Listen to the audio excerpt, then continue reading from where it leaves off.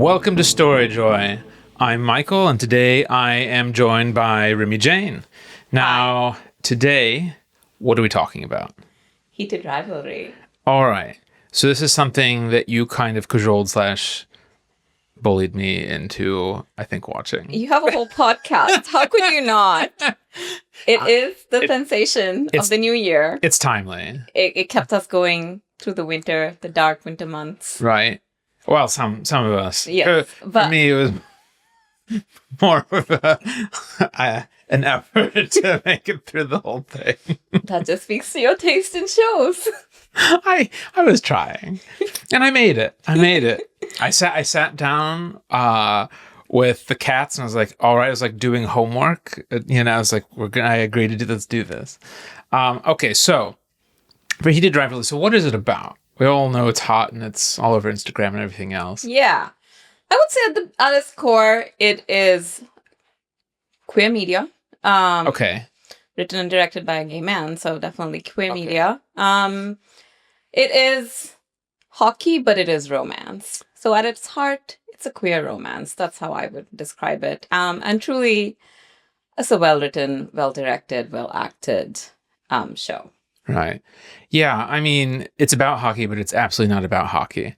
Yes. You technically could transpose it into any sport.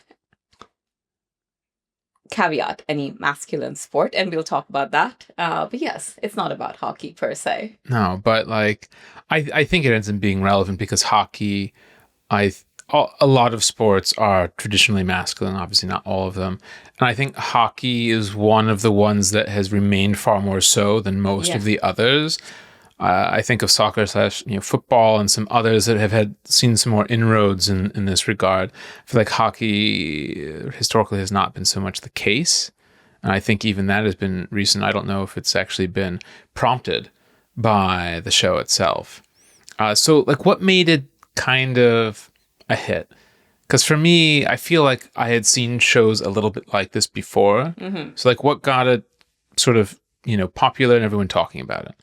So I kind of summarized it earlier. I think it's well written, well directed, and well acted. Okay. And all three of them go together. A fourth point I would add to this is really the media and the press tour surrounding the show. And all of these come together to make it really, really the sensation that it is. Maybe a fifth point.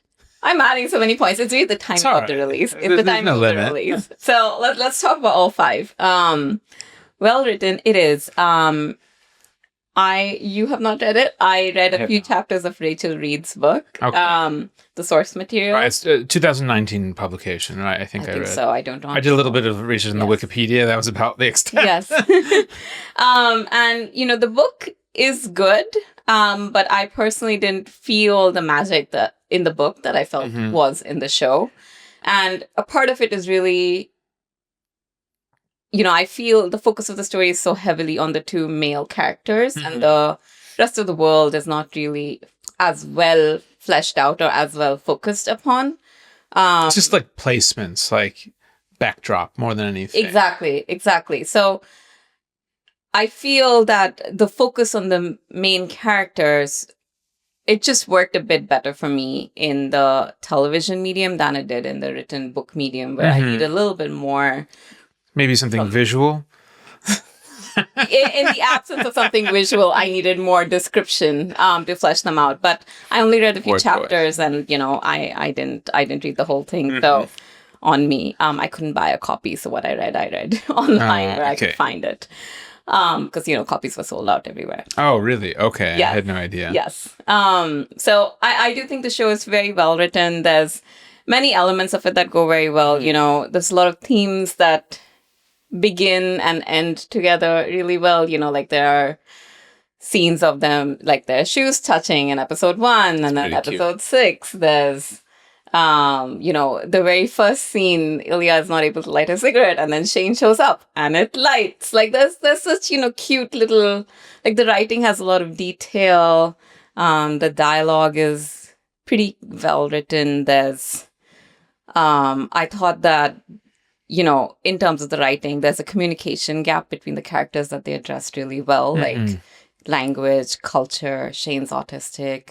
Ilya has a lot of trauma. Yeah, the autism wasn't apparent to me. I don't know if that's something, if I had done the research, I would have known, because I mostly took it as anxiety. And these are not necessarily mutually exclusive, but without that contextual understanding, I was like, this is just a guy who's really anxious and kind of a lot's going on internally, and he doesn't, and it holds him back from expressing things. That again, that's how I took it. That's fair. And I didn't realize he's autistic until I read more, particularly Hudson Williams' take on it.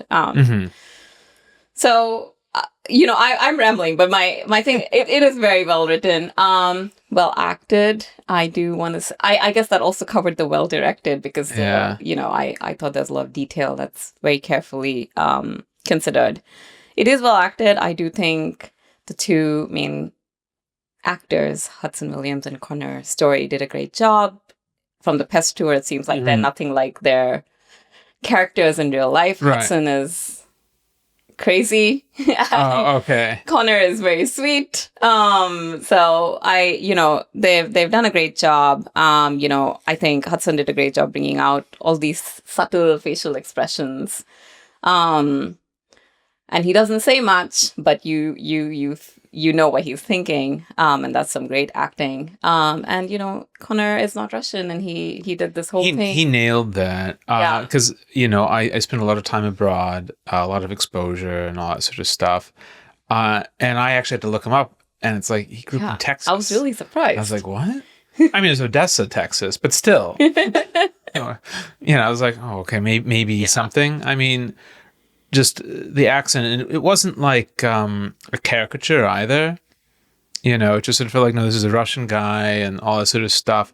Culturally, he really got it, and obviously the writing has a lot to do with it. But he had to transform that writing into something we actually, saw. And I think I ended up enjoying his character more as a result, because it hit a little differently for me in the way that he was portrayed and the things he actually had to deal with, like culturally in the background with his family and all that sort of stuff. It's like, that's all real stuff. They didn't overdo it. It was just like, that's kind of how it works there. So I think I ended up enjoying his character quite a bit. Yeah. With that in mind, what would you say are some of like your favorite bits, whether it's characters or scenes or themes from the TV series?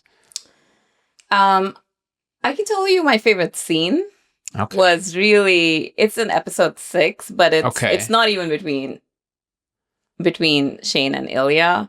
It's Shane's conversation with his mother. Outside? Yes. Okay. Where she says, "I'm sorry I made you feel like you couldn't tell me." It's a sweet scene, yeah.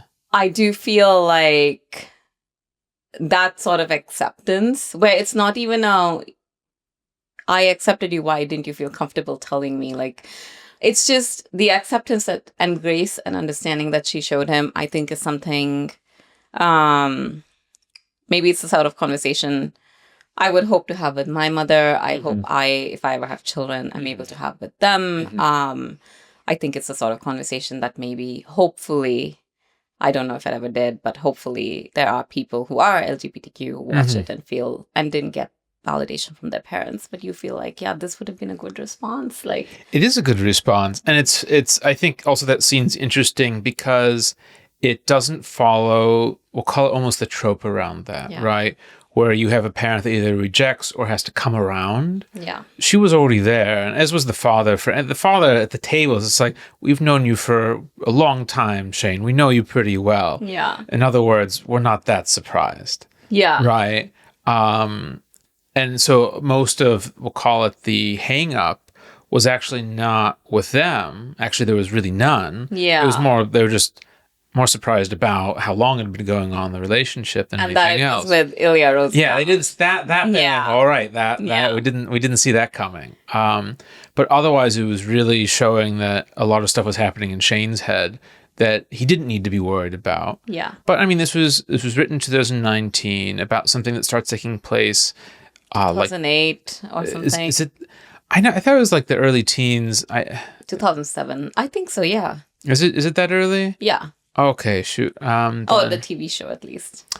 Okay, yeah, because they have some timelines. Yeah. I can't remember, but I remember like 2014 and such. So I thought it was around there. So it might be.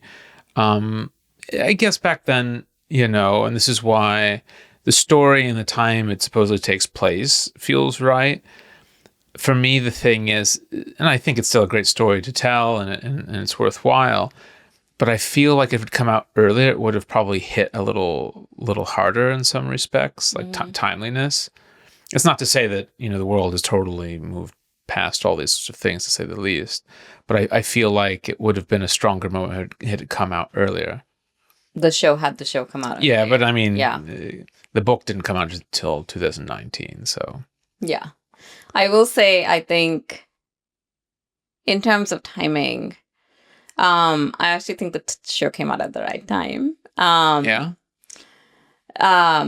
Queer media is not necessarily mainstream, though it does receive a lot of love and attention. It's not as mainstream as, normal heterosexual media. And I think we are slowly coming to a point. I hope so. Society is going to a point where people accept it more. I still think a part of why it's so successful is that the two male characters are very manly men. I don't think a show about two women hockey players might have been as successful. This is maybe my cynicism. I just don't think. I think if one of the men was more effeminate, it may not have been as successful. I do think that, as much as I love it, I think there's an element of them being manly that plays into the success of the show. But again, I think we're still getting there, and I do not. But all this to say, I do not think it would have hit much harder if it had come out, or maybe it would have hit harder if it came out earlier, but it would not have been as successful as it was. I see what you're saying, because acceptance perhaps wouldn't have been as high, so it would have been more of a niche reception or something.